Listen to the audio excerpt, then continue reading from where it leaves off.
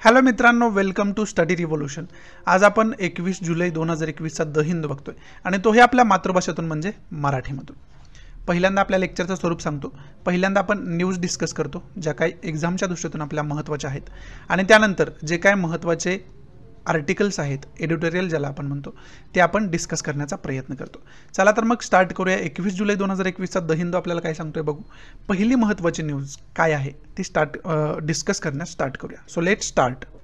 पहिली न्यूज जी आहे ना ती पेगासस स्पायवेअर विषयी सांगणारी न्यूज आहे, आणि ही पुढची जर न्यूज कर्नाटक गव्हर्नमेंटशी रिलेटेड आपण बघितली ना तर ते सुद्धा याच व्हायरस रिलेटेड असलेले पाहाव्यास मिळते आपल्याला। मग त्याच्यामध्ये विशेष करून कशावरती बोललं जाते तर हा जो स्पायवेअर आहे याचा सरकारकडून मिसयूज होतोय, गैरवापर होतोय, म्हणून सरकारच्या विरोधात निदर्शनं केली जात आहेत वारंवार।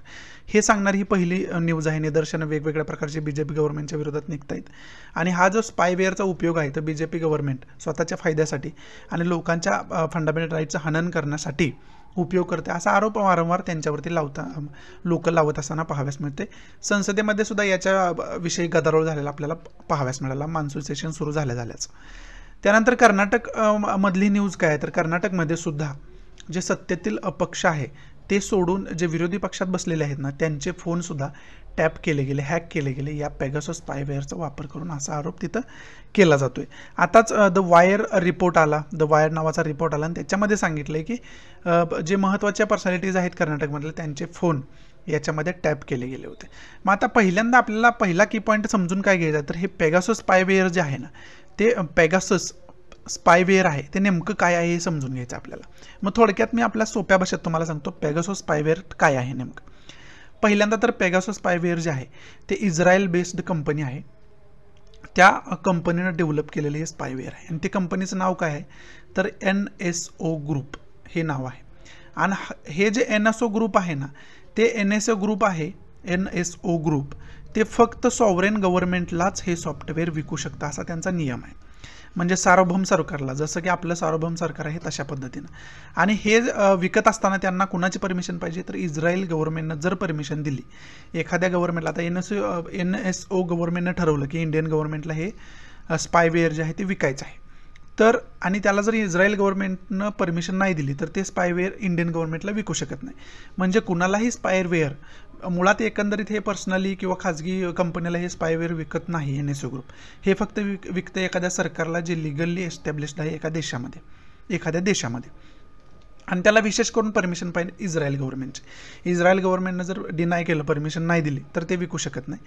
मग आता भारतामध्ये जवळजवळ 300 लोकांचे फोन हॅक झालेले पाहाव्यास मिळाले, आणि त्याच्यामध्ये कारणीभूत कोण होतं तर हे पेगासस स्पायवेअर होतं। आणि या स्पायवेअरला एकंदरीत व्हायरस सुद्धा तुम्ही म्हणू शकता, व्हायरस सारखंच हे कार्य करताना आपल्याला पाहाव्यास मिळते। मग हे जे NSO ग्रुपकडून इंडियन गव्हर्नमेंटनं हे स्पायवेअर घेतलं आहे आणि त्याचा चुकीचा मिसयूज होतोय असा सत्तेतील पक्षावरती आता आरोप करताना, विरोधी पक्षातले लोक असतील किंवा इतर पक्षातले लोक असतील, तो आरोप करताना पाहाव्यास मिळतो, आणि त्याच्याशी रिलेटेडच खरं तर प्रोटेस्ट पाहाव्यास मिळतात।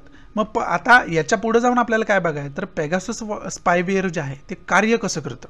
आता एखादा समजा माझा हा डिव्हाइस आहे आणि याच्यावरती पेगासस स्पायवेअरच्या अंतर्गत मला व्हॉट्सअपला मिस्ड कॉल येत असेल ना तर फक्त मिस्ड कॉल आला तरी माझा डिव्हाइस पेगासस स्पायवेअरच्या अंतर्गत हॅक झाला म्हणायचं।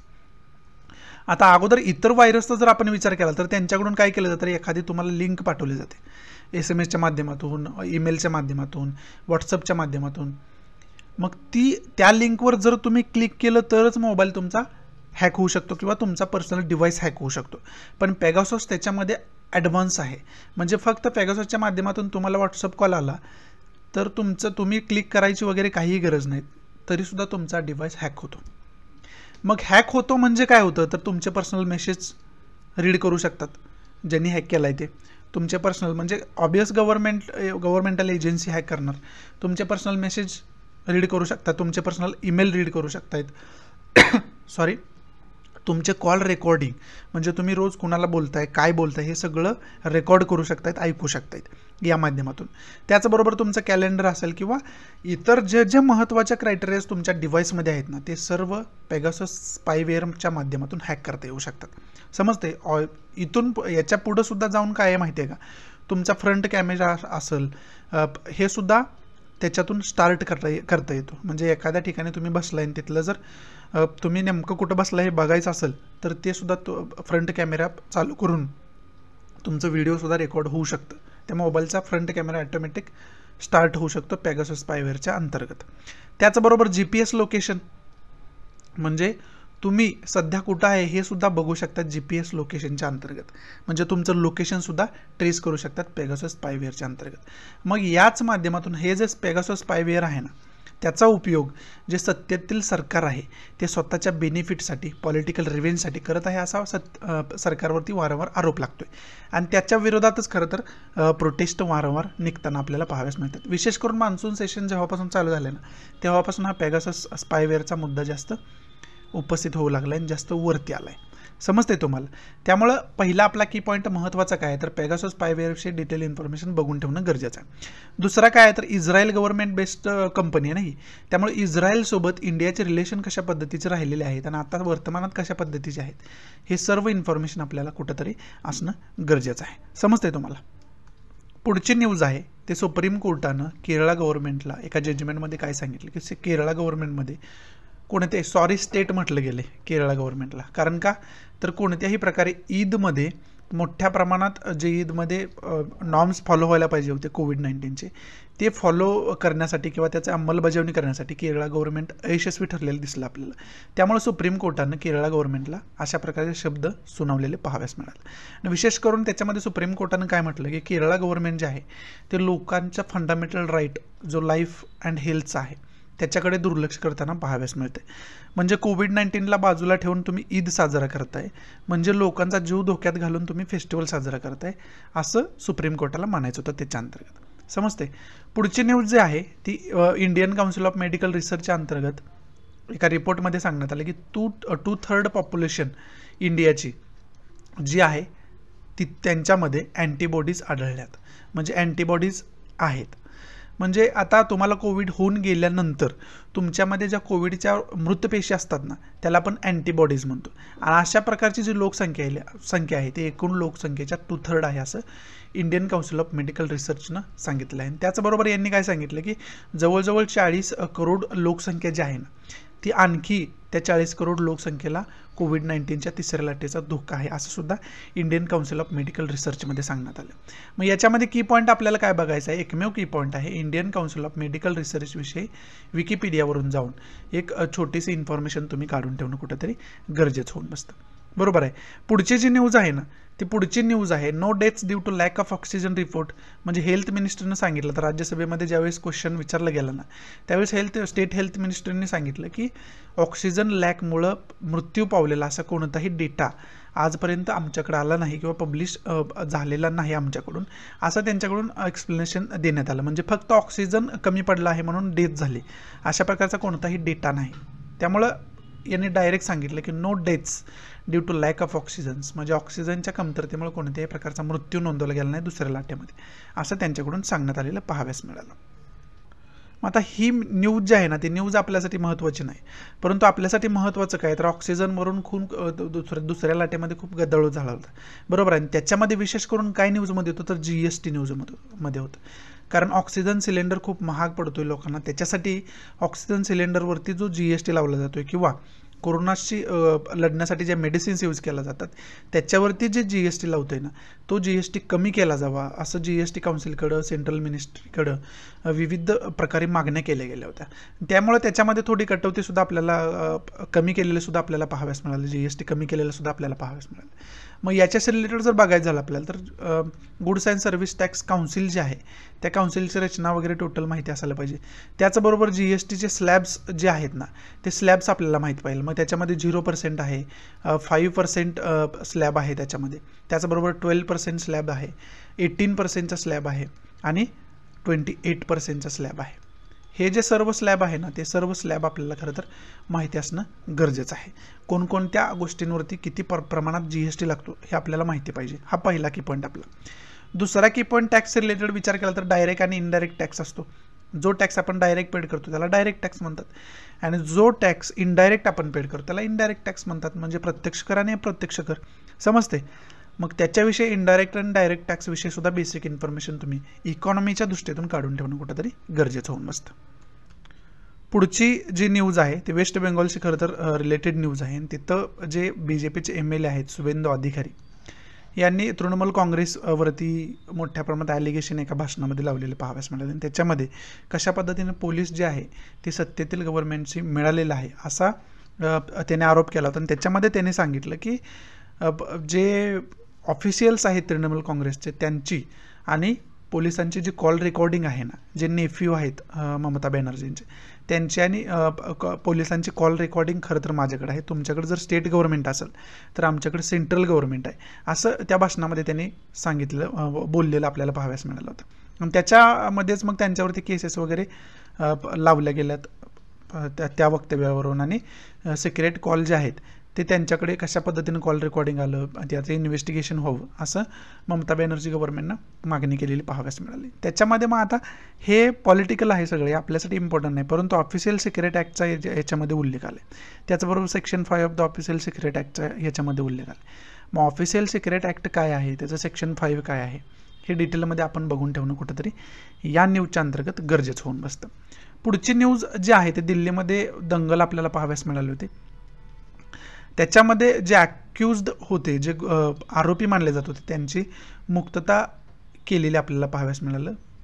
In the first judgment on the north east Delhi right, north east साईडला दिल्लीमध्ये दंगली झाले होते. त्याच्यामध्ये कोर्टानं मग ते जे कन्व्हिक्ट पर्सन्स आहेत त्यांना निर्दोष त्यांची मुक्तता केलेली पाहाव्यास मिळाली. कारण का तर प्रॉसिक्युशन जे आहे ते त्यांना गुन्हेगार साबित करण्यात कुठंतरी अयशस्वी ठरलं आपल्याला पाहाव्यास मिळालं. समजते तुम्हाला, त्याच्याशी रिलेटेड खरं तर ही न्यूज होती. पुढची न्यूज जी आहे ती राजस्थानशी रिलेटेड खरं तर न्यूज आहे. आणि त्याच्यामध्ये जे चीफ मिनिस्टर्स आहेत अशोक गेहलोत यांनी वॉटर हार्वेस्टिंगवर भर देताना ते आपल्याला पाहाव्यास मिळतात.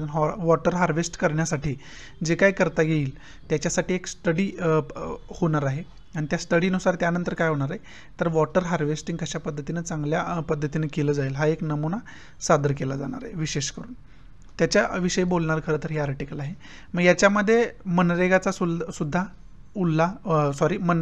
उल्लेख आला आहे. Mahatma Gandhi national rural employment guarantee scheme जे आहे त्याचासुद्धा उल्लेख आलेला आहे. मग पहिला की पॉईंट आपल्याला काय आहे तर वॉटर हार्वेस्टिंगशी रिलेटेड जेवढी काही इन्फॉर्मेशन आहे विशेष करून इन्व्हायरमेंटच्या माध्यमातून वॉटर हार्वेस्टिंग खूप महत्त्वाचं होऊन बसतं. त्यामुळे वॉटर हार्वेस्टिंग काय आहे त्याची डिटेल इन्फॉर्मेशन आपल्याकडे असणं गरजेचं आहे. हा पहिला पॉईंट. दुसरा पॉईंट काय तर मनरेगाचा उल्लेख आला आहे याच्यामध्ये. मग मनरेगाविषयी डिटेल इन्फॉर्मेशन, मनरेगा स्कीम नेमकी काय आहे, कधी सुरू झाली, त्याच्या अंतर्गत काय काय तरतुदी दिल्यात हे सर्व आपल्याला माहिती असणं गरजेचं आहे. आणि तिसरा महत्त्वाचा पॉईंट काय आहे तर राजस्थानचं लोकेशन आपण बघून ठेवणं गरजेचं आहे, जे की आत्ता आपण बघणार आहोत. त्याचबरोबर चौथा पॉईंट काय आहे, याच्या अगोदर आपण केरळाविषयी न्यूज बघितली होती. मग राजस्थानचं लोकेशन बघतोय त्याबरोबर केरळाचं सुद्धा लोकेशन आपण बघून ठेवूया व्यवस्थितरित्या. या मॅपवरती आपण बघू शकतो इथं साऊथमध्ये गेला तर इथं केरळ आहे, त्याच्या शेजारचे स्टेट बघितले तर इथं तामिळनाडू आहे बाउंड्री लाईन टच करणार आहे आणि कर्नाटक आहे. 2 स्टेटची त्याला बाउंड्री टच करताना पाहाव्यास मिळते. आणि त्यानंतर जर राजस्थानचा विचार आपण केला तर राजस्थानला विशेष करून इंटरनॅशनल बाउंड्रीचा विचार केला तर पाकिस्तानची बाउंड्री टच करते या साईडला. आणि त्यानंतर स्टेटचा विचार जर आपण केला तर चंदीगडची बाउंड्री त्याला टच करते, हरियाणाची पंजाबची बाउंड्री त्याला टच करते, चंदीगड ही राजधानी, पंजाबची बाउंड्री त्याला टच करते, हरियाणाची बाउंड्री त्याला टच करते, त्याचबरोबर उत्तर प्रदेशची बाउंड्री टच करते, मध्य प्रदेश आणि गुजरात ही स्टेट जी आहेत ना त्यांची बाउंड्री राजस्थानला टच करताना पाहाव्यास मिळते. आणि त्याचबरोबर आता राजस्थानमध्ये मुख्य व्यवसाय काय केला जातो, तिथं रिव्हर कोणती महत्त्वाची असेल तर ती कोणती रिव्हर महत्त्वाची, हे सर्व आपल्याला इतर टॉपोग्राफीसुद्धा माहिती असायला पाहिजे. त्याचबरोबर डेझर्ट एरिया जास्त आहे तिथं, मग ते डेझर्ट एरिया कोणता आहे, काय नाव आहे त्याला, हे सर्व आपल्याला माहिती असणं गरजेचं होऊन बसतं या न्यूजच्या माध्यमातून. पुढची ही जी न्यूज आहे ना सुप्रीम कोर्टाच्या एका जजमेंटविषयी खरं तर न्यूज आहे, खूप महत्त्वाची न्यूज आहे, त्यामुळे ही लक्षपूर्वक आहे का नेमकं या जजमेंटमध्ये काय सांगितलं आहे. पहिल्यांदा केसचं नाव बघा, Union of India versus Rajendra Shah. Union of India versus Rajendra Shah ही केस आहे. या केसमध्ये आत्ता सुप्रीम कोर्टाने जजमेंट दिलं आहे की आपली जी 97वी घटनादुरुस्ती झाली होती 2012मध्ये ती घटनादुरुस्ती जी आहे ती अनकॉन्स्टिट्युशनल ठरवलेली आहे, म्हणजे घटनात्मक नाही आहे ती घटनादुरुस्ती जी आहे, त्यामुळे ती घटनादुरुस्ती रद्द केलेली आहे. त्या घटनादुरुस्तीच्या कशाची रिलेटेड घटनादुरुस्ती होती तर कोऑपरेटिव्ह सोसायटीचा जो सब्जेक्ट आहे त्याच्याशी रिलेटेड ती घटना दुरुस्ती होती. त्याच्यामध्ये विशेष करून या घटना दुरुस्तीमध्ये नेमकं दुरुस्त काय केलं गेलं होतं, तर याच्यामध्ये घटनेमध्ये काय काय ॲड केलं होतं, तर पार्ट 9B ॲड केला होता. पार्ट 9B हा पार्ट ॲड करण्यात आला होता या कॉन्स्टिट्यूशन अमेंडमेंटच्या अंतर्गत. आणि त्याच्यामध्ये काय झालं होतं, तर स्टेट जे आहे ना, मुळात पहिल्यांदा कोऑपरेटिव्हचा जो सब्जेक्ट आहे तो स्टेटचा सब्जेक्ट आहे, तो येतो स्टेट लिस्टमध्ये. 3 प्रकारच्या लिस्ट आहेत आपल्या घटनेमध्ये. पहिली तर आहे सेंट्रल लिस्ट, दुसरी आहे स्टेट लिस्ट आणि तिसरी आहे कन्करंट लिस्ट. समजतंय? सेंट्रल लिस्ट युनियन लिस्ट सुद्धा आपण म्हणतो, त्यानंतर स्टेट लिस्ट आहे आणि त्यानंतर कन्करंट लिस्ट आहे. बरोबर आहे. आणि या 3 लिस्टविषयी काय, तर युनियन लिस्टमध्ये जे सब्जेक्ट आहे त्या सब्जेक्टवरती कायदा करण्याचा, नियम करण्याचा अधिकार कोणाला आहे, तर फक्त युनियन गव्हर्नमेंटला आहे, म्हणजे सेंट्रल गव्हर्नमेंटला आहे. आणि स्टेट लिस्टवरती कायदा करण्याचा, नियम बनवण्याचा अधिकार कोणाला आहे फक्त, तर तो फक्त आहे स्टेट गव्हर्नमेंटला. परंतु त्याच्यामध्ये हस्तक्षेप जर करायचा असेल तर युनियन गव्हर्नमेंट करू शकतं एखाद्या अनपेक्षित काळामध्ये, समजते, परिस्थितीमध्ये, अनपेक्षित परिस्थितीमध्ये. परंतु स्टेट गव्हर्नमेंट जे आहे ते युनियन लिस्टमधल्या कोणत्याही सब्जेक्टवरती कायदा किंवा नियम बनवू शकत नाही कोणत्याही परिस्थितीमध्ये. आणि पुढची जी कन्करंट लिस्ट आहे त्याच्यामध्ये असे सब्जेक्ट आहेत की ज्याच्यावरती स्टेट गव्हर्नमेंट आणि सेंट्रल गव्हर्नमेंट दोघं पण कायदा किंवा नियम बनवू शकतात. असे जे सब्जेक्ट आहेत ते कन्करंट लिस्टमध्ये टाकलेले आपल्याला पाहाव्यास मिळतात. समजते तुम्हाला? मग आता स्टेट लिस्टमध्ये असणारा जो सब्जेक्ट आहे तो कॉपरेशन आहे. कॉपरेशन सब्जेक्ट जो आहे तो स्टेट लिस्टमध्ये आहे. परंतु जी 97वी घटना दुरुस्ती झाली होती त्याच्यामध्ये पार्ट 9B ॲड केला गेला होता. पार्ट 9B ॲड केला गेला होता आणि त्याच्यामध्ये कोऑपरेटिव्ह अशा प्रकारची अमेंडमेंट ती होती की त्याच्यामध्ये कॉपरेशन जो सब्जेक्ट आहे त्याच्यावरती सेंट्रल गव्हर्नमेंटसुद्धा कायदा करू शकतं किंवा नियम बनवू शकतं. आत्ताच आपल्याला काय बघितलं तर कॉपरेशन मिनिस्ट्रीची नेमणूक केली गेली होती.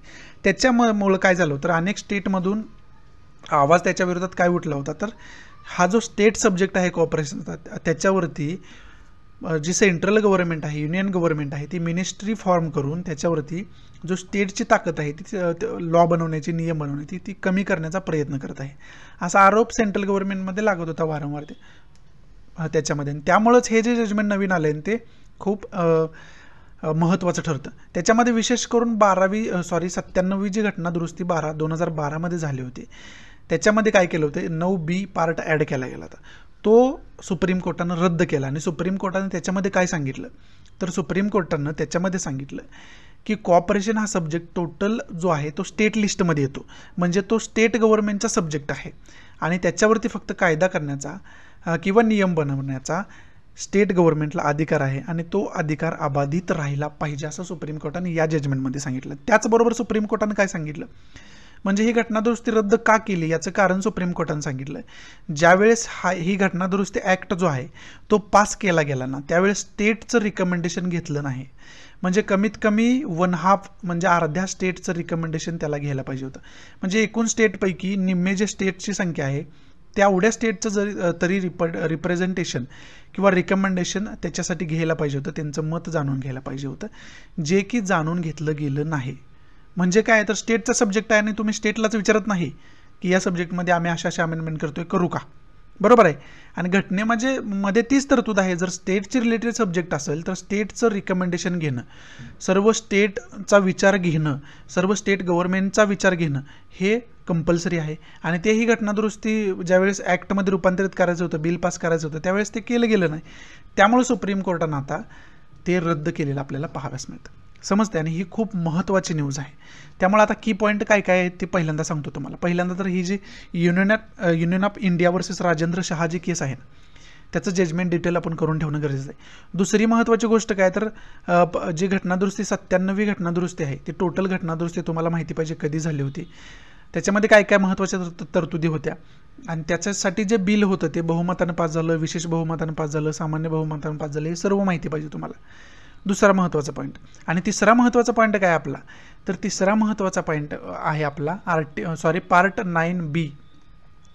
9B जे भाग ॲड केला आहे ना त्याच्यामध्ये तो भाग काय आहे त्याच्याशी रिलेटेड आपल्याला खरं तर माहिती पाहिजे. आणि पार्टचा उल्लेख आला आहे म्हणजे आपल्याला सर्व जे पार्ट्स आहेत ना घटनेमध्ये किती पार्ट्स आहेत, कोणत्या पार्टमध्ये काय काय तरतुदी आहेत, सर्व आपल्याला याच्याविषयी माहिती असणं गरजेचं आहे, बरोबर आहे. हा तिसरा पॉईंट. आणि चौथा पॉईंट काय तर कॉपरेशन जो सब्जेक्ट आहे त्या सब्जेक्टविषयी टोटल इन्फॉर्मेशन असायला पाहिजे आपल्याला. स्टेट लिस्टमध्ये येतो, मग त्याच्यामध्ये तरतुदी काय काय गेल्या आहेत, कोणत्या परिस्थितीमध्ये सेंट्रल गव्हर्नमेंट त्याच्यावरती अधिकार प्रस्थापित करू शकतं किंवा निर्णय घेऊ शकतं, कायदा बनवू शकतं, हे सर्व डिटेल इन्फॉर्मेशन याच्या अंतर्गत आपल्याला असायला पाहिजे. हा चौथा पॉईंट झाला. पाचवा जो महत्त्वाचा की पॉईंट आपला आहे ना, याच्यातून घ्यायचा आपल्याला, त्या लिस्ट वेगवेगळ्या सांगितल्या मी. युनियन लिस्ट सांगितली, स्टेट लिस्ट सांगितली आणि कन्करंट लिस्ट सांगितली. याला मराठीमध्ये काय म्हणतात सांगतो. ही आहे ती केंद्र सूची आहे युनियन लिस्टला, स्टेट लिस्टला आपण राज्य सूची म्हणतो आणि कन्करंट लिस्टला आपण समवर्ती सूची म्हणतो. बरोबर आहे. आणि ह्या ज्या 3 सूची आहेत ना, त्याच्यामध्ये किती किती सब्जेक्ट आहेत आणि ते महत्त्वाचे सब्जेक्ट त्याच्यामध्ये कोणकोणते आहेत या सर्व आपल्याला माहिती पाहिजे. पास्टमध्ये किती सब्जेक्ट होते, त्याच्यामध्ये ॲड सब्जेक्ट कोणकोणते केले गेले त्या सूचीमध्ये, हे सर्व आपल्याला माहिती असणं गरजेचं होऊन बसतं. एवढं जे 5 की पॉईंट मी सांगितलं तुम्हाला ते परफेक्ट करून ठेवा. याच्यावरती डायरेक्ट क्वेश्चन फॉर्म होण्याची शक्यता जास्त आहे. सुप्रीम कोर्टात जजमेंट आत्ताच आलं आहे, त्याचबरोबर आत्ताच त्याच्यावरती कॉर्पोरेशन मिनिस्ट्री सेंट्रलमध्ये स्थापन केली गेली, जी आत्तापर्यंत स्थापन केली गेली नव्हती. त्यामुळे कॉर्पोरेशन सब्जेक्ट हा खूपच हॉट टॉपिक होऊन बसतो आहे. त्यामुळे तो टॉपिक परफेक्ट करून ठेवणं गरजेचं आहे. त्यामुळे प्लीज तो टॉपिक परफेक्ट करून ठेवाच. पुढची आपली जी पहिली न्यूज आहे ना, ती US सेक्रेटरी अँटनी ब्लिंकन यांच्याविषयी आहे आणि ते भविष्यात कदाचित इंडियाला व्हिजिट करू शकतात असं सूत्रांनी सांगितलं. ही सांगणारी खरं तर न्यूज आहे. मग त्याच्या माध्यमातून आपल्याला काय बघायचं आहे, तर याच्या माध्यमातून आपल्याला हे बघायचं आहे, की पॉईंट जर काढायचं झाला तर US इंडियाचं रिलेशनशिप काय आहे हे आपल्याला खरं तर बघून ठेवणं गरजेचं आहे. याच्यामधून हा की पॉईंट आपण घेऊ शकतो. पुढची जी न्यूज आहे ती नेव्हीशी रिलेटेड न्यूज आहे, खरं तर नौदलाशी रिलेटेड न्यूज आहे आणि त्यांनी सबमरीन डेव्हलप करण्यासाठी डिफेन्स मिनिस्ट्रीकडे फंडची मागणी केली आहे. अशा प्रकारे तरतुदीची मागणी केली आहे. सबमरीन म्हणजे पाणबुड्या ज्या असतात युद्धासाठी, त्या पाणबुड्यांचा विचार याच्यामध्ये खरं तर केला जातो आहे. पुढची जी ही न्यूज आहे ना, सेंट्रल सिक्स टू set ex gratia guidelines. Ex gratia guidelines म्हणजे जे फॅमिली मेंबर, महत्त्वाचे जे फॅमिली मेंबर लोकांचे वेगवेगळ्या फॅमिलीतले आहेत, त्यांची डेथ जर कोविड-19 मध्ये झाली असेल तर त्यांच्यासाठी फंड ॲलोकेट केला होता सेंट्रल गव्हर्नमेंटमधून. परंतु तो जो फंड आहे ना, त्याचं क्रायटेरिया काय असेल ते क्रायटेरिया अजूनपर्यंत जाहीर झाला नाही. त्यामुळे गव्हर्नमेंटवरती दबाव आणण्याचं कार्य वारंवार होत होतं. आणि ते जे एक्स क्रायटेरिया पेमेंट त्यालाच म्हणतो आपण, की ज्यांची डेथ कोविड-19 झालेली आहे, ज्या फॅमिली मेंबर्सची, त्या फॅमिलींना जो अनुदान दिलं जाईल ना गव्हर्नमेंटकडून, त्याला आपण एक्स क्रायटेरिया पेमेंट असं म्हणतो. समजते तुम्हाला. आणि मग आता ही न्यूज आपल्याला काय सांगते, तर सेंट्रल गव्हर्नमेंटनं सुप्रीम कोर्टानं आत्ता सांगितलं सुप्रीम कोर्टाला की आम्हाला थोड्या अजून वेळेची गरज आहे. कशासाठी, तर एक्स क्रायटेरिया गाईडलाईन्स ठरवण्यासाठी. म्हणजे एक्स क्रायटेरिया कुणाला मिळेल आणि कुणाला नाही मिळेल याच्यासाठी एक गाईडलाईन पाहिजे आणि ती सेंट्रल गव्हर्नमेंटनं आजपर्यंत जाहीर केलेली नाही. आणि अजूनसुद्धा सेंट्रल गव्हर्नमेंट सुप्रीम कोर्टाकडे मागणी केली की आम्हाला आणखी वेळेची त्याच्यासाठी गरज आहे, आणखी वेळ आम्हाला ते गाईडलाईन जाहीर करण्यासाठी लागेल असं सुप्रीम कोर्टाला त्यांनी सांगितलेलं पाहाव्यास मिळालं. पुढची न्यूज जी आहे ती युएसएची युनायटेड स्टेट ऑफ अमेरिकाशी रिलेटेड खरं तर न्यूज आहे. आणि त्याच्यामध्ये आत्ताच तुम्हाला मी सांगितलं पेगासोस जो स्पायवेअर आहे तो जास्त न्यूज आहे. इस्रायल बेस्ड NSO ग्रुप नावाची कंपनी आहे, ती डेव्हलप करते. आणि त्यांच्यामुळं काय होतं आहे, या पेगासोसमुळं वेगवेगळे लोकांवरती निगराणी ठेवणं सोपं झालं आहे. त्याच्यामुळं त्यांचे मोबाईलच हॅक होतात ना, त्यामुळे ते कुठं आहेत, कुणाला मेसेज करतायत, कुणाशी फोनवर बोलतायत, कुणाला मेल करतायत, हे सर्व कळतं त्याच्यामुळं. आणि त्याचा कुठंतरी USAनं निषेध केलेला आपल्याला पाहाव्यास मिळतो. आणि याची जी खरेदी आहे ना ती अनेक गव्हर्नमेंटनं केलेली आहे, त्याच्यामध्ये इंडियासुद्धा इन्व्हॉल्व आहे. मग ते त्याच्याशी रिलेटेड जे आहे ना, जर्नलिस्टला सर्व्हिलन्स केलं जातं. जर्नलिस्ट जे वेगवेगळे पत्रकार आहेत त्यांचं सर्व्हिलन्स केलं जातं, त्यांना निगराणीखाली ठेवलं जातं, त्यांचे फोन टॅप केले जातात. त्याचा कुठंतरी USAनं निषेध केलेला आपल्याला पाहाव्यास मिळतो. समजते. हे सांगणारं खरं तर ही न्यूज. आणि याच्याशी रिलेटेड मग जे की पॉईंट फ्रंट पेजला आपण बघितलं, पेगासस काय आहे, इस्रायलसोबत आपलं रिलेशन कशा पद्धतीचं आहे, हे सर्व आपण बघून ठेवणं गरजेचं होऊन बसतं या न्यूजच्या अंतर्गत सुद्धा. पुढची न्यूज आहे जी आहे ती काबूलशी रिलेटेड म्हणजे अफगाणिस्तानशी रिलेटेड न्यूज आहे. अफगाणिस्तानची जी राजधानी आहे काबूल, तिथं बॉम्बस्फोट झालेलं, रॉकेट लॉन्चरनं बॉम्बस्फोट केलेलं आपल्याला पाहाव्यास मिळाले. विशेष करून जे प्रेसिडेन्शियल निवासस्थान आहे, राष्ट्रपतींचं घर आहे, निवासस्थान आहे, त्या ठिकाणी बॉम्बस्फोट केलेला आपल्याला पाहाव्यास मिळालं. आणि याची जबाबदारी IS जे ऑर्गनायझेशन आहे, terrorist organisation, Islamic state organisation जे आहे त्यांनी जबाबदारी घेतली आपल्याला पाहाव्यास मिळते. आणि अफगाणिस्तान आणखी न्यूजमध्ये का आहे, कोणत्या गोष्टीमुळे अफगाणिस्तान जास्त न्यूजमध्ये, तर अफगाणिस्तानमध्ये तालिबान आणि अफगाणिस्तान गव्हर्नमेंट यांच्यामध्ये मोठ्या प्रमाणात युद्धजन्य परिस्थिती आहे तिथं चालू. मोठ्या प्रमाणात लोकांची हत्या तिथं होते, मोठ्या प्रमाणात मिलिटरी जे आहे त्यांना जीव गमवावा लागतोय. त्यामुळे अफगाणिस्तान जास्त न्यूजमध्ये, त्यामुळे अफगाणिस्तानशी रिलेटेड टोटल इन्फॉर्मेशन आपल्याला असायला पाहिजे. पहिली तर इन्फॉर्मेशन आपल्याला इंटरनल पॉलिटिक्स त्यांचं काय चाललं हे डिटेल माहिती पाहिजे. दुसरं काय तर अफगाणिस्तानचं व्यवस्थित लोकेशन माहिती पाहिजे. मग ते लोकेशन आपण आता बघूया अफगाणिस्तानचं नेमकं लोकेशन कसं आहे ते. आपण वारंवार अफगाणिस्तानचं लोकेशन वगैरे मी बघतोय. याचा उद्देश एकच आहे की तो जो मॅप आहे ना तो तुमचा पाठ व्हायला पाहिजे, जेणेकरून मॅपच्या आधारित जर क्वेश्चन विचारले तर आपल्याला यायला पाहिजे सोडवता. हा दुसरा पॉईंट झाला. तिसरा पॉईंट आपला काय तर अफगाणिस्तानसोबत इंडियाचं रिलेशनशिप कशा पद्धतीचं आहे हे सर्व आपण बघून ठेवणं कुठंतरी गरजेचं होऊन बसतं. मग आता लोकेशन बघूया अफगाणिस्तानचं नेमकं कशा पद्धतीचं आहे ते. हे आहे अफगाणिस्तानचं लोकेशन. इथं तुम्ही अफगाणिस्तान बघू शकता आणि शेजारील कंट्री ज्या बाउंड्री लाईन टच करतात अफगाणिस्तानला त्या कंट्रीज कोणकोणत्या आहेत तर त्याच्यामध्ये इराण आहे, तुर्कमेनिस्तान आहे, उझबेकिस्तान आहे, ताजिकिस्तान आहे, त्याच्यामध्ये चायना आहे, त्याच्यामध्ये इंडिया आहे आणि पाकिस्तान आहे. या त्याच्या शेजारील कंट्रीज असलेल्या पाहाव्यास मिळतात.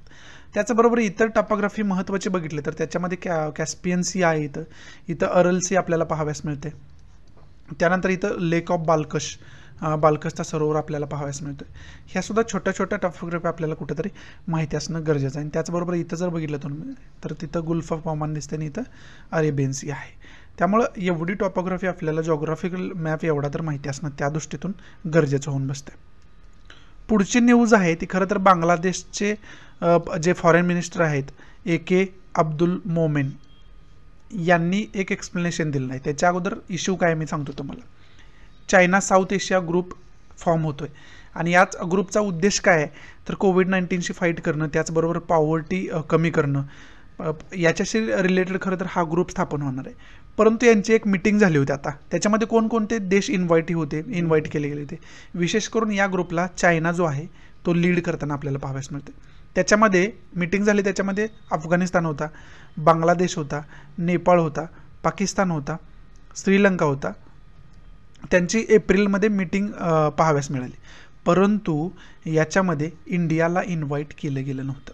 त्यामुळं मग त्यांच्यावरती वारंवार बांगलादेशवरती वगैरे आरोप काय झाले होते या ग्रुपवरती की इंडियाला त्याच्यातून वगळण्याचा प्रयत्न हे सर्व देश करत आहेत. परंतु त्याच्यावरती एक्सप्लेनेशन जे बांगलादेशचे फॉरेन मिनिस्टर आहेत AK अब्दुल मोमेन यांनी त्याच्यावरती एक्सप्लेनेशन दिलं की अशा पद्धतीनं कोणत्याही प्रकारचा अजेंडा नाही आहे इंडियाच्या विरोधात. उलट इंडियाला जर जॉईन व्हायचं असेल तर इंडिया याला जॉईन होऊ शकतो. आपण कोविड-19च्या विरोधात किंवा पॉवर्टीच्या विरोधात एकत्र येऊन चांगल्या पद्धतीनं काम करू शकतो असं यांच्याकडून सांगण्यात आलेलं पाहाव्यास मिळालं. समजते. त्यामुळे आपला पहिला की पॉईंट काय आहे तर पहिला आपला की पॉईंट आहे की चायना साऊथ एशिया ग्रुप काय आहे याच्याविषयी डिटेल इन्फॉर्मेशन विकिपीडियावरून काढून ठेवणं हा पहिला की पॉईंट आहे. दुसरा की पॉईंट काय तर इथं ज्या कंट्रीज आपण बघितलं त्याच्यामध्ये चायना, अफगाणिस्तान, बांगलादेश, नेपाळ आहे, पाकिस्तान आहे, श्रीलंका आहे. या कंट्रींसोबत इंडियाचं रिलेशन कशा पद्धतीचं आहे हे इंटरनॅशनल रिलेशनच्या दृष्टीतून आपण बघून ठेवणं गरजेचं होऊन बसतं या न्यूजच्या अंतर्गत. पुढची न्यूज जी आहे ती जेफ बेझॉस या पर्सनॅलिटीशी रिलेटेड न्यूज आहे. हे जेफ बेझॉस जे आहेत ॲमेझॉन आपण यूज करतोय ना त्याचे फाउंडर आहेत हे जेफ बेझॉस आणि खूप महत्त्वाची आणि इन्स्पायरिंग पर्सनॅलिटी जगामध्ये यांना मानलं जातं. त्यांचीच एक स्पेस बेस्ड कंपनी आहे. त्यांनी अशा प्रकारचं स्पेस डेव्हलपमेंट केलेलं आहे. स्पेस जे बेस डेवर त्यांनी जे स्टेटमेंट दिले ना ते त्यांनी डेव्हलप केलेल्या रॉकेटमध्ये त्यांनी आता स्पेसमध्ये फेरफटका मारला आणि ते वापस आलेलं आपल्याला पाहाव्यास मिळाले. हे तुम्हाला यूट्यूबवर व्हिडिओ जर बघितलं तर तुमच्या लक्षात येईल. ते जे रॉकेट डेव्हलप केलं आणि त्याच्यामध्ये फेरफटका मारला आणि आल्यानंतर त्यांचे शब्द होते बेस्ट डे एव्हर, म्हणजे आजपर्यंत माझ्या जीवनातला सगळ्यात सुंदर दिवस असं कुठंतरी त्यांना म्हणायचं होतं. मग आता या न्यूजमधून ही न्यूज महत्त्वाची आपल्याला त्या दृष्टीतून तशी नाही आहे, परंतु बिटवीन द लाईन काढायचं झालं ना तर रॉकेट सिस्टमशी रिलेटेड आपल्यामध्ये काय महत्त्वाचं आहे तर पहिला पॉईंट आपला आहे इस्रो महत्त्वाचा आहे. बरोबर आहे. मग इस्रोशी रिलेटेड टोटल इन्फॉर्मेशन आपल्याला असायला पाहिजे. बरोबर आहे. दुसरी महत्त्वाची गोष्ट काय आहे तर जगामध्ये विचार केला तर नासा जास्त फेमस आहे, याच्यामध्ये जास्त कर्तृत्ववान ऑर्गनायझेशन स्पेस रिलेटेड मानली जाते. मग नासाशी रिलेटेड बेसिक इन्फॉर्मेशन आपल्याला असायला पाहिजे. बरोबर आहे. तिसरी महत्त्वाची गोष्ट काय तर स्पेसमध्ये आपल्या भारतीय पर्सनॅलिटी कोणकोणत्या गेल्यात हे आपल्याला माहिती असणं गरजेचं आहे स्पेसशी रिलेटेड. समजते तुम्हाला. आणि याच्या अगोदर ही जी सिस्टम आहे टुरिस्ट स्पेस टुरिझमची सिस्टम आहे ती कोणी डेव्हलप केली आहे, त्याच्याशी मग त्याच्यामध्ये इलॉन मस्क या पर्सनॅलिटीचं काय योगदान आहे त्याचीसुद्धा बेसिक इन्फॉर्मेशन आपल्याला असणं कुठंतरी गरजेचं होऊन बसतं. समजतं एवढं की पॉईंट आपण याच्यातून घेणं गरजेचं आहे. पुढची न्यूज आहे पेरू या कंट्रीशी रिलेटेड न्यूज आहे आणि तिथले जे प्राईम मिनिस्टर म्हणून प्राईम मिनिस्टर आहेत तिथं प्राईम मिनिस्टर निवडणूक झालेली आपल्याला पाहावयास मिळाली आणि त्याच्यामध्ये पेड्रो कॅस्टिल्लो यांची नवीन पेरूची प्राईम मिनिस्टर म्हणून नेमणूक झालेली पाहावयास मिळाली. सॉरी, प्राईम मिनिस्टर नाही, प्रेसिडेंट म्हणून. तिथं प्रेसिडेंट असतं आपल्या जसं प्राईम मिनिस्टर असतं तिथं तसं प्रेसिडेंटची पोस्ट आपल्याला असलेले पाहावयास मिळते. मग याच्यामध्ये आपल्याला पहिला की पॉईंट आपल्याला घ्यायचा आहे तो पेरू आणि इंडियाचे काय रिलेशनशिप आहेत ते आपण बघून ठेवणं गरजेचं आहे. बरोबर आहे. दुसरा की पॉईंट आपल्याला काय घ्यायचं आहे तर पेरूचं लोकेशन इंडियापासून कुठं आहे हे खरं तर आपल्याला बघून ठेवणं गरजेचं आहे, जे की आत्ता आपण बघूयात. इथं तुम्ही बघू शकता, इथं आपला भारत देश आहे आणि इथून वेस्टला गेला तुम्ही तर इथं आपल्याला साऊथ अमेरिका या खंडामध्ये पेरू हा देश दिसतो आपल्याला. आणि त्याच्या शेजारील जर कंट्रींचा विचार केला तर इथं इक्वेडर आहे, इथं बोलिव्हिया आहे, इथं ब्राझील आहे. समजते तुम्हाला? हे खरं तर पेरूचं लोकेशन आहे आणि त्याच्यामध्ये मग याच्यावरती अगोदर आपण कोणकोणत्या स्थानावर जास्त आपण मॅप बघितला आहे तर त्याच्या अगोदर क्युबाचा मॅप इथं बघितला होता आपण, त्यानंतर हैतीचा बघितला होता. हैती का न्यूजमध्ये होतं तर इथले जे प्रेसिडेंट आहेत ना त्यांची हत्या केली गेली होती, त्यामुळे हैती जास्त न्यूजमध्ये होतं. त्यामुळे हैतीचंसुद्धा लोकेशन आपण इंडियापासून या साईडला असलेलं बघून ठेवले. त्याचबरोबर क्युबाचं लोकेशन ऑलरेडी आपण बघून ठेवले इंडियापासून वेस्टला असलेलं. बरोबर आहे. आणि त्याचबरोबर इथं गुल्फ ऑफ मॅक्सिको आहे, त्यानंतर सर्गासो सी इथं आहे, इथं अटलांटिक ओशनचा हा टोटल पार्ट आहे, इथं कॅरिबियन सी आहे. बरोबर आहे. हे सर्व आपल्याला खरं तर माहिती असणं गरजेचं आहे. हे जे नॉर्थ अमेरिका इथं आहे आणि इथं साऊथ अमेरिका आहे ना, या दोन्हीच्या मधला जो हा एरिया आहे ना तो जास्त न्यूजमध्ये राहिलेला आहे. त्यामुळं तिथलं जे लोकेशन आहे ना ते वारंवार तुम्ही रीड करून ठेवा, त्याच्यावरती कदाचित क्वेश्चन फॉर्म होऊ शकतो. त्यामुळं ते डिटेलमध्ये बघून ठेवलं ना मग क्वेश्चन अटेम्प्ट करताना तुम्हाला काही प्रॉब्लेम येणार नाही. इथं आपलं न्यूज संपत आहे, इथून पुढं आपले आर्टिकल सुरू होत आहेत. खरं तर पहिलं आपलं जे आर्टिकल आहे ते पेगासस व्हायरसशी रिलेटेडच आहेत.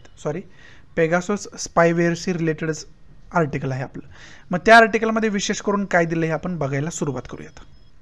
मग आता याच्यामध्ये मी तुम्हाला अगोदर सांगितलं पेगासस जो स्पायवेअर आहे तो कोणी डेव्हलप केला आहे तर तो डेव्हलप केला आहे इस्रायल बेस्ड कंपनी जी NSO ग्रुप आहे त्याने डेव्हलप केला आहे. बरोबर आहे. आणि ही जी कंपनी आहे ती फक्त सॉव्हरेन गव्हर्नमेंटलाच, सार्वभौम सरकारलाच हा स्पायवेअर विकू शकते आणि त्याची जवळजवळ किंमत ना 60 कोटींच्या घरामध्ये जाते. त्यामुळे जरी खाजगी कंपनी किंवा पर्सनॅलिटीज घेत झाला तर हे खूपच कॉस्टली असल्यामुळं खूप अवघड होऊन बसतं, हे सुद्धा आपल्या लक्षात येतं. परंतु त्याचबरोबर इस्रायल बेस्ड ही कंपनी आहे ना, इस्रायल गव्हर्नमेंटची परमिशन असल्याशिवाय ही कंपनी कुणालाही सॉफ्टवेअर विकू शकत नाही. स्पायवेअर जे आहे ते पेगासस ते विकू शकत नाही. हे मी तुम्हाला अगोदरच सांगितले. बरोबर आहे. परंतु याच्यामध्ये काय काय होतं म्हणजे हे स्पायवेअर काय काय करू शकतं तर पहिलं तर हे पर्सनल डिव्हाइस हॅक करू शकतं. कशा पद्धतीनं तर व्हॉट्सअपवर तुम्हाला मिस कॉल येईल आणि त्यानंतर तुमचा डिव्हाइस हॅक झाला म्हणून समजायचं. त्याच्यामध्ये तुमच्याकडून युजर्सकडून कोणती ॲक्टिव्हिटी करायची गरज नाही. हॅक करतं म्हणजे काय करतं, तुमचे कॉल रेकॉर्डिंग टॅप करू शकतं, तुमचं जे पर्सनल लोकेशन आहे ते टॅप करू शकतं, तुमचे मेसेज मग ते व्हॉट्सअप मेसेज असू द्या, ईमेलचे मेसेज असू द्या, तुमचे टेक्स्ट मेसेज असू द्या, ते सर्व टॅप करू शकतं. तुमचे फोन नंबर्स, तुमचं कॅलेंडर फोनमधलं हे सर्व टॅप करू शकतं. म्हणजे हे जे आहे ना हे कशामुळं होतं आहे तर ह्या पेगाससमुळं होते. बरोबर आहे. आणि मग या आर्टिकलमध्ये काय सांगितलं आहे की या पेगाससचं पॉझिटिव्ह इफेक्टपेक्षा निगेटिव्ह जास्त इफेक्ट आहेत. त्यामुळे गव्हर्नमेंटला अशा प्रकारच्या स्पायवेअरची गरज नव्हती, परंतु गव्हर्नमेंटनं त्याचा यूज केला आहे हे आपल्याला कुठंतरी आता सिद्ध होताना दिसत आहे. त्याच्यामध्ये विशेष करून काय झालं तर याच्यामध्ये तुमचं पहिल्यांदा काय झालं, तुमचा डिव्हाइस जर हॅक झाला तर तुमच्या प्रायव्हसीचं हनन झालं, तुमचा जो खाजगीपणाचा अधिकार आहे त्याचा हनन झालं. तुमचं फ्रीडम ऑफ थॉट म्हणजे आताच इंडियामध्ये जवळजवळ 300 महत्त्वाच्या पर्सनॅलिटीज आहेत ना त्यांचं फोन हॅक झालेलं आपल्याला पाहावयास मिळेल. त्याच्यामध्ये विविध महत्त्वाचे पत्रकार होते, विविध पॉलिटिशियन्स होते, महत्त्वाचे राजकारणी व्यक्तिमत्व महत्त्वाचे होते. त्याचबरोबर एक्स जजसुद्धा त्याच्यामध्ये होते, माजी जज सुप्रीम कोर्टाचे होते ना त्यांचासुद्धा फोन त्याच्यामध्ये हॅक केलेला पाहावयास मिळाला. आणि इतर महत्त्वाचे बिझनेसमेन्स वगैरे असतील या सर्व पर्सनॅलिटी आल्या त्याच्यामध्ये. अशा 300 पर्सनॅलिटीचं फोन जे आहेत ते हॅक केलेलं पाहाव्यास मिळालं. मग ही जर केस आपण बघितले ना तर गव्हर्नमेंट त्याच्यामध्ये काय करतं आहे तर स्वतःचा पर्सनल पॉलिटिकल गेन, पॉलिटिकल फायदा, राजकीय फायदा काढण्यासाठी किंवा जे अपोनेंट आहेत, विरोधी पक्ष आहे, त्यांना हॅरॅस करण्यासाठी या पॅगाससचा उपयोग करताना दिसत आहे असं या आर्टिकलमध्ये सांगण्याचा प्रयत्न केला आहे. त्याच्यामध्ये तुमचं फ्रीडम ऑफ थॉट आहे, फ्रीडम ऑफ स्पीच आहे, राईट टू प्रायव्हसी आहे किंवा पीपल बिहेवियर आहे, या सर्वांवरती नियंत्रण ठेवण्याचं कार्य गव्हर्नमेंट कुठंतरी ह्या पॅगासस स्पायवेअरच्या माध्यमातून करत आहे असं या आर्टिकलमध्ये सांगण्याचा प्रयत्न केला आहे. मग त्याच्यामध्ये सांगितलं आहे की या पॅगाससचा चुकीचा उपयोग गव्हर्नमेंट करू शकतं, कारण आपल्यामध्ये जे ॲक्ट आहे त्याच्यामध्ये सुद्धा आपल्याला लूपहोल पाहाव्यास मिळतं. मग त्याच्यामध्ये त्यांनी IT ॲक्टचा उल्लेख केलेला आपल्याला पाहाव्यास मिळतो. त्याचबरोबर त्यांनी अजून काय सांगितलं की टेलिग्राफ रूल जे आहेत, टेलिग्राफ ॲक्ट आहे त्याचा उल्लेख त्याने याच्यामध्ये केला आहे. याच्या जर तरतुदी आपण बघितल्या ना त्या तरतुदीसुद्धा एवढ्या काही सक्षम नाहीत की अशा प्रकारच्या कृत्यांना त्या रोखू शकतील. बरोबर आहे. त्याचबरोबर क्रिमिनल प्रोसिजर कोडचा इथं उल्लेख केला आहे. बरोबर आहे. त्याचबरोबर इंडियन पिनल कोड जे आहे त्याचा उल्लेख केलेला त्यांनी पाहाव्यास मिळतं आपल्याला. बरोबर आहे. आणि महत्त्वाचं म्हणजे 2017मध्ये KS पुट्टास्वामी केस आले होते, जजमेंट. त्या जजमेंटसुद्धा उल्लेख आला. आणि KS पुट्टास्वामी केस कशासाठी ओळखले जाते तर राईट टू प्रायव्हसीस रिलेटेड ही केस ओळखली जाते. राईट टू प्रायव्हसीचा जो खाजगीपणाचा अधिकार आहे ना याच जजमेंटच्या अंतर्गत मूलभूत अधिकार करण्यात आला. समजतंय तुम्हाला. त्यामुळे KS पुट्टास्वामीचा सुद्धा उल्लेख त्यांनी केला आहे. सुप्रीम कोर्टात जजमेंट आहे की तुम्ही प्रायव्हसीचं हनन करू शकत नाही, तो व्यक्तिगत त्यांचा मूलभूत अधिकार आहे. मूलभूत अधिकाराचं हनन कोणत्याही प्रकारे केलं जाऊ शकत नाही असं KS पुट्टास्वामी केसमध्ये सांगितलं होतं, सुप्रीम कोर्टानं सांगितलं होतं, सर्वोच्च न्यायालयानं सांगितलं होतं.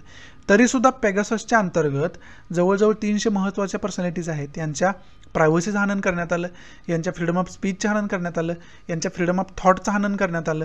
विचार करण्याचं स्वातंत्र्य आहे, बोलण्याचं स्वातंत्र्य आहे, खाजगीपणाचा अधिकार आहे, या सगळ्यांचं त्यांचं हनन करण्यात आलेलं आपल्याला पाहाव्यास मिळालं. समजते. असं या आर्टिकलमध्ये सांगण्याचा प्रयत्न केला आहे. त्याचबरोबर या आर्टिकलमध्ये श्रीकृष्णा कमिटीचा सुद्धा उल्लेख आला आणि त्याचीसुद्धा रिकमेंडेशन काय होतं ना त्याचंसुद्धा हनन केलेलं पाहाव्यास मिळालं असं या आर्टिकलमध्ये सांगण्याचा प्रयत्न केला आहे. म्हणजे एकंदरीत या आर्टिकलमध्ये जे पॅगासस स्पायवेअर आहे त्याच्यावरती टीका करणार आणि त्याचं गव्हर्नमेंट कसा त्याचा फायदा घेत आहे त्या माध्यमातून हे सांगणारं खरं तर हे आर्टिकल आहे. मग आता या आर्टिकलचा कोर गाभा तुम्हाला समजला. आता या आर्टिकलमधून आपल्याला की पॉईंट काय काय घ्यायचे आहेत ते बघूया आपण.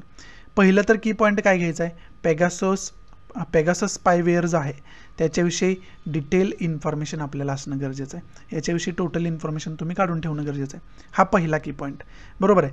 दुसरा की पॉईंट काय आपला तर दुसरा की पॉईंट आहे जो CRPC कोड आलेला आहे किंवा इंडियन पिनल कोड आलेला आहे त्याची डिटेल इन्फॉर्मेशन असणं गरजेचं आहे. आता इंडियन पिनल कोड असेल किंवा CRPC असेल हे आणखी कशामुळे न्यूजमध्ये तर आर्टिकल 124 A मुळे हे जास्त न्यूजमध्ये. सेडिशन चार्जेस याच्यावरती मी डिटेलमध्ये लेक्चरसुद्धा बनवले 124 A, कारण हे सेडिशन चार्जेसचं जे आर्टिकल आहे ते सुप्रीम कोर्टानं रद्द केले. त्यामुळं याच्याविषयी बेसिक इन्फॉर्मेशन तुम्हाला असायला पाहिजे. याच्यावरती डायरेक्ट क्वेश्चन फॉर्म होऊ शकतो. त्याच्यासाठी मी वेगळं लेक्चर बनवले, त्याची डिस्क्रिप्शन बॉक्समध्ये लिंकसुद्धा देतो मी. जर तुम्ही बघू शकला तर ते बघा, नसेल तर तुमच्या पद्धतीनं जशी माहिती तुम्हाला मिळते तशी काढा. परंतु इंडियन पिनल कोड जास्त न्यूजमध्ये त्याला कारण हे पण आहे 124 A. त्यामुळे 124 A सेडिशनचे देशद्रोहाचा गुन्हा हे तुम्हाला सर्व त्याच्याविषयी माहिती असणं गरजेचं आहे. 124 A अंतर्गत देशद्रोहाचा गुन्हा दाखल होतो, त्यामुळे जास्त कॉन्ट्रोवर्शियल आहे ते, त्यामुळे माहिती पाहिजे. हा दुसरा पॉईंट झाला आपला की पॉईंट. तिसरा की पॉईंट आपला काय आहे तर इंडियन टेलिग्राफ ॲक्ट जो आहे तो ॲक्ट टोटल तुम्हाला माहिती असणं गरजेचं आहे. तिसरा पॉईंट झाला आपला. चौथा पॉईंट झाला आपला. चौथा पॉईंट जर बघायचा झाला तर चौथा पॉईंट आहे इन्फॉर्मेशन टेक्नॉलॉजी ॲक्ट.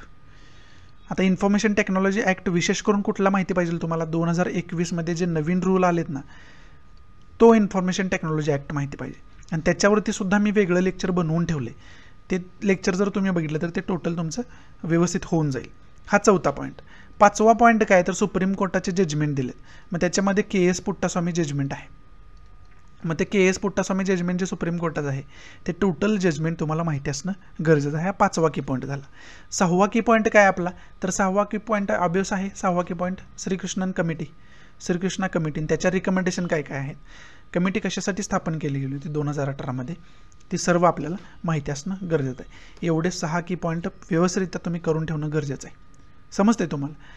त्याच्यासाठी रिलेटेड खरं तर हे आर्टिकलवर हे जे शेजारचं एक छोटंसं आर्टिकल येते ते सेम सब्जेक्टवरती बोलणारं आर्टिकल आहे, म्हणजे पेगासस व्हायरसवरती स्पायवेअरशी बोलणारं आर्टिकल आहे. मग त्यांनी हेच सांगितले की पॉलिटिकल कशा पद्धतीने याचा वापर केला गेला. त्याच्यामध्ये जर्नलिस्ट असतील, पॉलिटिक्स असतील, सुप्रीम कोर्टाचे माजी जज असतील किंवा फॉर्मर इलेक्शन कमिशनर असतील, म्हणजे निवडणूक आयोगाचे अधिकारी असतील, त्यांचासुद्धा मोबाईल जो आहे किंवा डिव्हाइस पर्सनल त्यांचा आहे तो हॅक झालेला पाहावयास मिळाला. त्याच्यामध्ये ॲम्नेस्टी इंटरनॅशनलचा रिपोर्टसुद्धा सांगितला आहे. 300 मेंबर्स जे आहेत त्यांचं इन्व्हेस्टिगेशन करण्यात आलं. 300 जवळजवळ पर्सनॅलिटीज इंडियातल्या आहेत, त्यांचं डिव्हाइस हॅक केलं गेलं असं सांगितलेलं आपल्याला पाहावयास मिळालं. त्याच्यामध्ये ॲम्नेस्टी रिपोर्टमध्ये 22 डिव्हाइसचा स्टडी केला गेला आणि त्याच्यामध्ये जवळजवळ 12 डिव्हाइस जे आहेत ते ते क्लिअरली पाहावयास मिळाले की त्यांच्यावरती अटॅक झाला आहे पेगाससचा, स्पायवेअरचा. समजतंय? आणि ही इस्रायल बेस्ड वगैरे कंपनी ऑलरेडी मी तुम्हाला सांगून टाकलेलं आहे. त्यामुळं याच्याविषयी अजून काही या आर्टिकलमध्ये चर्चा करण्यासारखं असं नाही. त्यामुळं विशेष म्हणजे या आर्टिकलमध्ये अजून काय सांगितले तर या आर्टिकलमध्ये सांगितले तुम्ही हे जे पेगासस स्पायवेअर घेताय ना त्याच्यामुळं चांगली कार्य काय होत असतील तर एखाद्या क्रिमिनलला पकडणं, त्याचं पर्सनल इन्फॉर्मेशन काढणं. कारण का तर त्याला पकडण्यासाठी, कायदेशीर कारवाई करण्यासाठी. पण त्या कायदेशीर कारवाईत अशा पद्धतीने केलेल्या कमी आणि पॉलिटिकल बेनिफिटसाठी याचा जास्त उपयोग केलेला दिसतोय आपल्याला, असं याच्यामध्ये सांगण्याचा प्रयत्न केला आहे. जर तुम्ही कायदेशीररित्या त्याचा उपयोग करत असाल एखाद्या कायद्याला पकडण्यासाठी, गुन्हेगार रोखण्यासाठी, तर पेगासस स्पायवेअर हे आपल्यासाठी वरदान आहे. परंतु त्याचा तुम्ही जर राजकीय फायद्यासाठी उपयोग करत असाल तर ते आपल्यासाठी श्राप आहे, असं या आर्टिकलमध्ये सांगण्याचा प्रयत्न केला. आपल्याला वेगळा एक अँगल या आर्टिकलमध्ये तसं सांगितलं त्यांनी. पुढचं जे आर्टिकल आहे ते टोटल बेस्ड आहे आंध्र प्रदेश आणि तेलंगणामध्ये जो वाद चालू आहे त्याच्यामध्ये, मग कृष्णा रिव्हरवरून असू द्या किंवा गोदावरी रिव्हरवरून असू द्या, तो वाद याच्यामध्ये सांगण्याचा प्रयत्न केला आहे. या आर्टिकलमध्ये काय सांगितलं आहे की यांनी या प्रोजेक्टवर लक्ष देण्यापेक्षा त्यांनी व्यवस्थित पाणी वाटप कसं लोकांना होईल, त्याचबरोबर जो आता कोविड-19 पॅन्डेमिक चालू आहे त्याच्याशी आपण कसं लढू शकेल याच्यावरती फोकस करणं गरजेचं आहे, असं सांगणारं कुठंतरी हे आर्टिकल आहे. मग या आर्टिकलच्या माध्यमातून आपल्याला काय बघायचं आहे, कृष्णा रिव्हरचा डिस्प्यूट काय आहे आणि गोदावरीचा रिव्हरचा डिस्प्यूट आंध्र प्रदेश आणि तेलंगणामध्ये काय आहे, ही सर्व डिटेल इन्फॉर्मेशन आपण खरं तर मॅपच्या दृष्टीतून बघूया, म्हणजे तुम्हाला व्यवस्थितरित्या समजून घेण्यास मदत होईल. पहिल्यांदा आपण ना गोदावरी रिव्हरचं बघू. इथं तुम्हाला गोदावरी रिव्हर दिसते. ही गोदावरी रिव्हर काय आहे तर महाराष्ट्रामधून तेलंगणा आणि आंध्र प्रदेश या राज्यांमधून जाऊन बे ऑफ बेंगॉलला जाऊन मिळते असं पाहाव्यास मिळते, बंगालच्या समुद्राला जाऊन मिळते असं पाहाव्यास मिळतं आपल्याला. बरोबर आहे. मग त्याच्यामध्ये गोदावरी रिव्हरवरून तामिळनाडू आणि कर्नाटकमध्ये पहिल्यांदा वाद सुरू असलेला आपल्याला पाहाव्यास मिळतो विशेष करून. त्याच्यापेक्षा ते जाऊ द्या, आपण सर्व रिव्हरचंच एकाच ठिकाणी बघूया, म्हणजे पुन्हा ज्या रिव्हर न्यूजमध्ये येत आहेत ना त्या तुम्हाला एकदाच माहिती असणं गरजेचं आहे त्याच्यासाठी. मग पहिल्यांदा आपण आता काय बघतो आर्टिकलमध्ये आपण बघतोय की तेलंगणा आणि आंध्र प्रदेश, इथं आपल्याला तेलंगणा पाहाव्यास मिळतोय आणि इथं आपल्याला आंध्र प्रदेश पाहाव्यास मिळतोय. विशेष करून हे तेलंगणा आणि आंध्र प्रदेश हे 2 राज्य आहेत ना, ते अगोदर एकच राज्य होतं आंध्र प्रदेश म्हणून, परंतु 2014 यांचं डिव्हायडेशन झालं आणि त्याच्यामध्ये तेलंगणा ही नवीन राज्याची स्थापना झाली. मग आता यांच्यामध्ये डिस्प्यूट कोणत्या रिव्हरवरून विशेष करून असतो तर यांच्यामध्ये गोदावरी रिव्हरवरून एक डिस्प्यूट असतो, म्हणजे भांडण असतं, आणि कृष्णा रिव्हरवरून एक त्यांच्यामध्ये शाब्दिक युद्ध असलेलं पाहाव्यास मिळतं. आणि या 2 ज्या रिव्हर आहेत ना त्या विशेष करून महाराष्ट्रामध्ये उगम पावतात, महाराष्ट्र या राज्यामध्ये, आणि त्या जाऊन कोणाला मिळतात तर बंगालचा समुद्र जो आहे बे ऑफ बंगाल ज्याला आपण म्हणतो त्याला जाऊन मिळतात, हे आपल्याला पाहाव्यास मिळते. बरोबर आहे. आणि दोन्ही ज्या रिव्हर आहेत ना त्या दोन्ही स्टेटला क्रॉस करतात, तेलंगणाला पण करतात आणि आंध्र प्रदेशला पण करतात. बरोबर आहे. म्हणून आता या जातात तेलंगणामधून, आणि विशेष करून कृष्णा रिव्हर जे आहे ते तेलंगणा आणि आंध्र प्रदेशच्या बाउंड्रीवरून जाताना पाहाव्यास मिळते. त्यामुळं ऑब्वियस काय असणार आहे तर यांच्यामध्ये आंध्र प्रदेश असेल किंवा तेलंगणा असेल या दोघांमध्ये वाद त्या पाणी वाटपावरून वारंवार पाहाव्यास मिळतो आपल्याला. विशेष करून आता परवा दिवशीच्या न्यूजपेपरला आपण बघितलं होतं की कृष्णा रिव्हरवरून आंध्र प्रदेश आणि तेलंगणामध्ये मोठ्या प्रमाणात वाद सुरू होता. बरोबर आहे. त्याच्या अगोदर आपण गोदावरीचं सुद्धा तसंच बघितलं होतं. त्यामुळे या गोदावरीचं किंवा कृष्णाचं जर रिव्हरचं लोकेशन आपण बघितलं ना, त्या लोकेशनवरून आपल्याला कळू शकतं की त्यांच्यामध्ये पाणी वाटपाचा वाद कोणत्या कारणामुळे खरं तर. आंध्र प्रदेश वारंवार तेलंगणावरती आरोप करत असतं की आंध्र प्रदेशच्या नागरिकांच्या हिस्साचं पाणी तेलंगणा वापरत आहे, असं आंध्र प्रदेश आरोप करत असतं आणि तेलंगणा सेम आरोप आंध्र प्रदेशवर करत असतं. समजते. त्यामुळे वॉटर ट्रायब्युनलसुद्धा स्थापन केलेलं पाहाव्यास मिळालं. कृष्णा वॉटर ट्रायब्युनल आहे, गोदावरी वॉटर ट्रायब्युनल आहे, परंतु त्यांच्याकडून सुद्धा आजपर्यंत सोल्युशन त्याच्यावरती निघालेलं नाही, असं चित्र आपल्याला पाहाव्यास मिळतं. समजते. आणि या दोन्ही रिव्हरचा मिळून जर विचार आपण केला तर जवळजवळ 36 प्रोजेक्ट त्याच्यावरती सुरू आहेत. 36 प्रकारचे हायडल प्रोजेक्ट आहेत त्याच्यावरती, पाणी वाटपाचे प्रोजेक्ट सुरू आहेत त्याच्यावरती, वेगवेगळ्या धरणांचे प्रोजेक्ट सुरू आहेत. आणि त्या 36 जे प्रोजेक्ट आहेत त्या वेगवेगळ्या प्रोजेक्ट्सवरून 2 राज्यांमध्ये रस्ता कशी वारंवार आपल्याला पाहाव्यास मिळते. समजते. हे सांगणारं खरं तर ते आर्टिकल होतं. आणि इतर नद्यांचा जर आपण विचार केला तर प्रत्येक नदीमध्ये कोणकोणते स्टेट जे आहेत ते भागीदार आहेत ते आपण बघूया, म्हणजे तुम्हाला व्यवस्थितरित्या समजून घेता येईल. जरी इतर कोणत्यात जरी स्टेटचा डिस्प्यूट झाला तर ते तुम्हाला लगेच लक्षात येईल की आपण मॅप बघितला होता त्यामुळं. पहिल्यांदा गोदावरी जर बघितलं तर आता गोदावरी बघितलं तर त्यामध्ये तेलंगणा आणि आंध्र प्रदेश तर आहेच, त्याचबरोबर महाराष्ट्र आहे, कर्नाटक आहे आणि MP आहे. बरोबर आहे. त्याचबरोबर पेरियार रिव्हर, इथं पेरियार रिव्हर आहे, त्याच्यामध्ये तामिळनाडू आणि केरळा असलेलं पाहाव्यास मिळतं स्टेक होल्डर, भागीदार. आणि रावी बियास पुढं दिलं आहे, इथं रावी रिव्हर आहे, इथं बियास आहे, त्याच्यामध्ये पंजाब आहे, हरियाणा आहे, राजस्थान आहे. त्यानंतर नर्मदा रिव्हर इथं आहे. नर्मदा रिव्हरमध्ये मध्य प्रदेश आहे, गुजरात आहे, महाराष्ट्र आहे, राजस्थान आहे. बरोबर आहे. त्यानंतर कृष्णा रिव्हर, कृष्णाचा आत्ताच आपण बघितलं, त्याच्यामध्ये आंध्र प्रदेश आणि तेलंगणा आहेच आहे, त्याचबरोबर महाराष्ट्र आणि कर्नाटकसुद्धा असलेलं पाहाव्यास मिळतं. समजते. ही सर्व नदी डिस्प्यूट वरून ना, रिव्हर डिस्प्यूटवरून ही सर्व इन्फॉर्मेशन तुम्हाला असणं गरजेचं आहे. समजते. आणि त्याचबरोबर अजून की पॉईंट आपल्याला काय पाहिजे, आता गोदावरी आणि कृष्णा जास्त न्यूजमध्ये, त्यामुळं गोदावरी रिव्हरविषयी बेसिक इन्फॉर्मेशन विकिपीडियावरून काढून ठेवायला पाहिजे. बरोबर आहे. हा पहिला पॉईंट. त्याचा उगम कुठं होतो, कोणकोणत्या राज्यातून ती जाते, कोणत्या समुद्राला जाऊन मिळते, हे सर्व माहिती पाहिजे. त्याच्यावरती महत्त्वाचा धबधबा कोणता आहे का, तिथं महत्त्वाचे डॅम कोणकोणते आहेत, बंधारे कोणकोणते महत्त्वाचे आहेत, ते सर्व बघून ठेवायला पाहिजे आपण. गोदावरी रिव्हरचा असू द्या किंवा कृष्णा रिव्हरचा असू द्या, दोन्ही रिव्हरविषयी मी सांगतोय. दोन्ही रिव्हरची ही जी बेसिक इन्फॉर्मेशन मी तुम्हाला आता सांगितली ना, ती टोटल इन्फॉर्मेशन तुम्ही विकिपीडियाच्या माध्यमातून काढून ठेवायला पाहिजे आणि त्याचं जॉग्राफिकल लोकेशन मॅपच्या माध्यमातून तुम्ही वारंवार बघून ठेवायला पाहिजे. हे आपलं खरं तर शेवटचं आर्टिकल होतं. आजचा या नोटवरती आजचा द हिंदू समाप्त होतोय. आशा आहे की मी तुम्हाला चांगल्या पद्धतीनं आजचा द हिंदू समजावून सांगू शकलो असेल. जर आवडत असेल तर प्लीज लाईक करा, नसेल तर डिसलाईक करा, आणि डिसलाईक का केलं हे कमेंट बॉक्समध्ये नक्की सांगा, जेणेकरून त्याच्यामध्ये मी इम्प्रूव्हमेंट करू शकेन. आणि ज्यावेळेस तुम्ही लेक्चर बघत असताना त्यावेळेस तुम्ही त्याचे नोट्ससुद्धा करत जावा, जेणेकरून वारंवार त्याची रिव्हिजन करता यावी. जर तुम्ही रिव्हिजन करत नसाल, त्याच्या नोट्स काढत नसाल, तर ते बघून काय उपयोग नाही, कारण तुमच्या लॉंग टर्म मेमरीमध्ये ते जाणारच नाही. त्यामुळे तुम्ही टाईम वेस्ट करताय. जर नोट्स नसाल काढत तर त्याच्यापेक्षा बेहतर आहे तुम्ही न बघितलेलं. कारण बघत असाल तर नोट्स नक्की काढा. नोट्स काढल्यानं काय होईल, तुमची वारंवार रिव्हिजन होईल आणि त्याचं तुम्हाला पॉझिटिव्ह इफेक्ट तुमच्या एक्झाममध्ये दिसेल. तुम्ही यशस्वीरित्या क्वेश्चन अटेम्प्ट करू शकता, चांगले मार्क मिळवू शकता. जर नोट्स वगैरे काढत नसाल, रिव्हिजन करत नसाल वारंवार, तर त्याचा काही उपयोग नाही, तुम्ही वेस्ट करताय मग टाईम. समजते. त्यामुळं नोट्स व्यवस्थितरित्या काढा, जे मी पॉईंट महत्त्वाचे सांगतोय, आणि जे महत्त्वाचे पॉईंट सांगतोय ते नक्की आपल्या एक्झामच्या दृष्टीतून महत्त्वाचेच असतात, त्यामुळेच मी सांगतोय. त्यामुळं त्याला तेवढं सिरियसली घ्या, नोट्स वगैरे करा व्यवस्थितरित्या. तुमच्या करंट अफेअर्ससाठी वेगळी एक नोटबुक करणं त्याच्यासाठी गरजेचं असतं. त्यामुळं जर तुमच्या व्यवस्थितरित्या नोट्स असतील ना, तर मग त्याच्यावरती कसाही क्वेश्चन विचारू द्या, तुम्ही 100% यशस्वीरित्या अटेम्प्ट करू शकता. परंतु रिव्हिजन करत नसाल, नोट्स काढत नसाल, तर मग ते यशस्वीरित्या तुम्ही अटेम्प्ट करू शकत नाही. कारण अनेक क्वेश्चन वाचल्यानंतर आपल्या हे लक्षात येतं की आपण हे कुठंतरी वाचले, परंतु एक्झॅक्ट आन्सर आपल्याला माहीत नसतं. हे कधी होतं, तुम्ही त्या गोष्टीचे रिव्हिजन करत नाही वारंवार. जर तुम्ही रिव्हिजन केले तर एक्झॅक्ट तुम्हाला आठवतं हे आपण कधी, कुठं आणि याच्याविषयी काय काय इन्फॉर्मेशन आपल्याला हे लगेच आठवतं. कधी आठवतं तर तुम्ही रिव्हिजन केले असेल तर. समजते. आणि महत्त्वाचं म्हणजे हे जास्तीत जास्त आपल्या मराठी विद्यार्थ्यांना शेअर करा, जेणेकरून हे जे माझे छोटेसे एफर्ट्स आहेत ते सर्व आपल्या मराठी विद्यार्थ्यांपर्यंत पोहोचतील. या नोटवरती मी तुमची रजा घेतो. भेटूया आपण उद्याच्या नवीन लेक्चरमध्ये. तोपर्यंत गुड बाय, टेक केअर, जय हिंद.